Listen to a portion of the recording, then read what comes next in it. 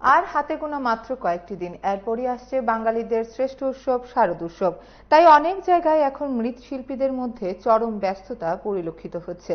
কিন্তু খোয়াই পহরমোড়ার মৃৎশিল্পী বিজন রুদ্রপালের কারখানার চিত্রটা অন্যদের থেকে ভিন্ন। কারণ এই বছর দুর্গা প্রতিমার অর্ডার তেমন আসেনি। বিশ্বকর্মা মূর্তির ক্ষেত্রেও একই অবস্থা। বিগত ৩০ বছর ধরে এই পেশার সঙ্গে যুক্ত আছেন তিনি। এই প্রথম তার কারখানার এই অবস্থা বলে জানান মৃৎশিল্পী। দ্রব্যমূল্যের বাজারে মূর্তির কারখানায় কিছুটা ভাটা পড়েছে বলে জানান মৃৎশিল্পী বিজন রুদ্রপাল। সংবাদ মাধ্যমের মুখোমুখি হয়ে এই বিষয়ে বিজন রুদ্রপাল বিস্তারিতভাবে কি মন্তব্য করেছেন শুনুন। বিজন রুদ্রপাল।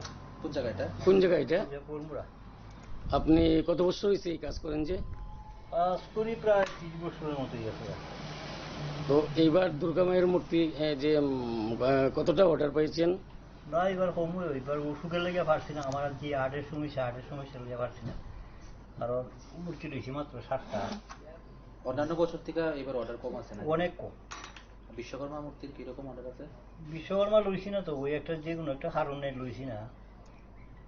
আচ্ছা, আপনার বর্তমানে মার্কেটে তো নিত্য প্রয়োজনীয় জিনিসের যে কুলকিনার বা যে রেট চলছে, আপনার মূর্তির কেমন চলছে রেট, দামটা আর কি?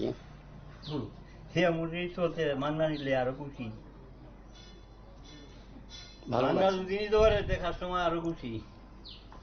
এই অবস্থায় পড়ছে, বুঝছে নাই কেমনে পূজা করবো।